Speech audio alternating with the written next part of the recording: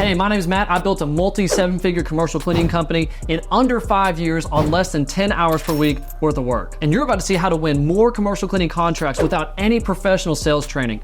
I've never had any professional sales training. I'm not a salesperson by default. I don't like to do sales, but there's a different way to approach it that can give you the edge in almost every scenario whenever you're doing walkthroughs or submitting quotes or talking to any prospects. So here's 5 things that you can do to make yourself come across like a trained professional salesperson to close more commercial cleaning contracts. Number 1 is speed. You want to be really fast to get back with them if you miss a call, or if you need to submit an email or to submit a proposal. Speed tells people that you mean business. There have been multiple times where we have won cleaning clients before any of our other competitors even had a chance to do a walkthrough. And this is because we call our prospects back really fast. We set up walkthroughs as soon as possible. We get them the price and the quote and the details as soon as possible. And then by the time our competitors have called them back, they haven't even set up a walkthrough yet. So who do you think that the client thinks is more interested in earning their business and is more eager? They're gonna say your company if you move very fast on everything that comes in.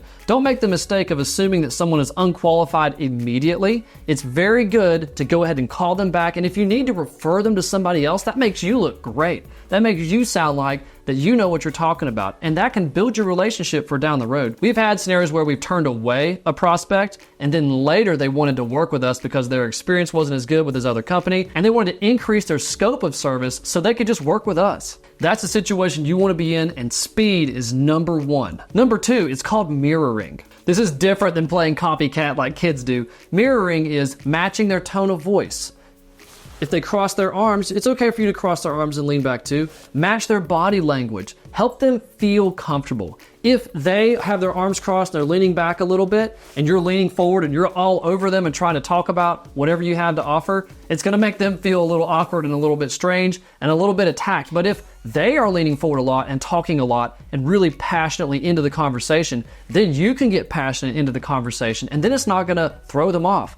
But again, if they're just crossing their arms, leaning back, you cross your arms and lean back. Match their tone of voice, talk about what needs talked about, focus on their pain. This will ultimately help them feel more comfortable with you and like you understand them. Surprisingly, mirroring works. Try it. Number 3 is we want to actually qualify them a little bit. It can be a little nerve-wracking at first if you're trying to ask them questions that can weed them out of using your service, but you can come across as very credible if you're trying to understand if they're going to be a good fit or not. That actually takes a lot of the power that they have to just demand whatever they want from you and puts it into your hands to make the deal fair so that you both are trying to see, is this going to be a good fit? Is this going to be a good partnership? Some qualifying questions could be, what frequency of service are you looking for? What tasks do you need done? How long have you had your current cleaning service? If they have a cleaning service right now and you want to know if they've been really rough with that service, have they been rude with them? If they've only had them for a short time, why is that the case? If they've had them for a long time, that's great. So what's going on? Why are they canceling the partnership? Or if they say they haven't had a cleaning service, why? Could you be walking into a situation where you're competing against their in-house team if something gets rough down the road? So you want to ask some qualifying questions to help both parties know if this is going to be a good business relationship. Number 4 is focus on them. Do not vomit. And here's what I mean by vomit, is whenever you meet with them or you talk with them, all that you're really focused on is, I'm excited to be talking with someone about my cleaning service, so I'm going to tell them all about it. I'm going to tell them when we started and what our mission is and our values and all these different things and all the services we can provide and all about our employees. They don't care. They're calling to get a problem solved. Even if it's a price thing, if it's a quality thing, if it's some sort of inconvenience thing, you want to find out what is their problem. Dig in and find out what's important to them. You have 2 ears and a mouth. That's what my mom always told me. So let's apply that here. You want to listen twice as much than you talk. And when you do talk, you're focused on how you can solve their pain. Don't go beyond that. What you also don't want to do is vomit your material all over them too soon. You do want to give them things that are going to help them out, but you got to give it at a different time with a different attitude. Here's what that looks like. If I walk straight into a walkthrough and I just give them a sales folder and a flyer and a business card, they're just thinking, I want to do a walkthrough and see if this company can help me out. So hold off on giving them the information until the end of the walkthrough. Once they have vented, once they have shown you everything that they wanted to show you, and they feel like that you understand their situation, that's when at the end of that walkthrough meeting, you can give them your sales folder or your brochure and your card, whatever information you want to give, and you can use that as a tool to establish follow-up. You can say, here, this is for you. So we're coming across as helpful, right? This is for you with some extra information. You might find it helpful because of XYZ things we saw around your facility.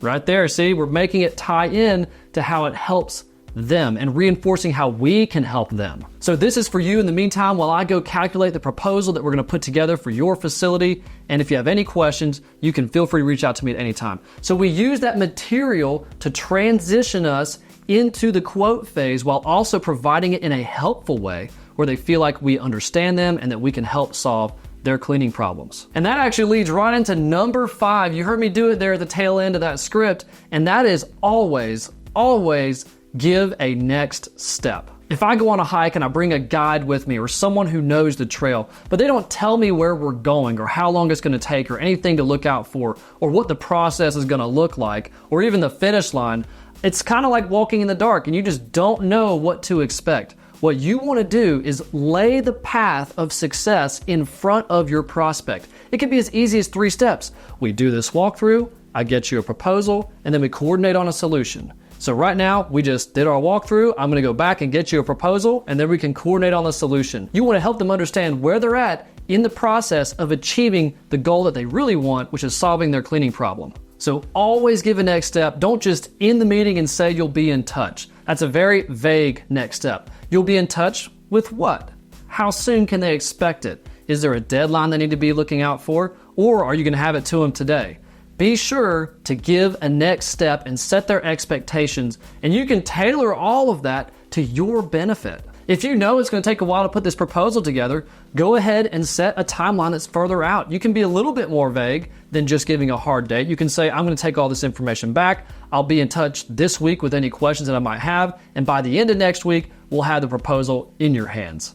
So you can do something like that to help lay that path of success and what's the next step that they need to be looking out for. To get more free stuff like this, go to commercialcleaningsceo.com and you can get free tools that will help you take your business into the 6 figures and 7 figures and beyond. But these are the 5 things that I do as a non-professional salesperson to close multi-6-figure deals and grow my commercial cleaning company by getting more and more commercial cleaning contracts every single month. So if you like this video, please hit that like button, subscribe, be on the lookout for more content that's coming. My name's Matt. I built my commercial cleaning company to 7 figures and beyond in under 5 years and on less than 10 hours per week. So if you really do want to stay tuned, I would encourage you to because we got more stuff coming. And until next time, keep building.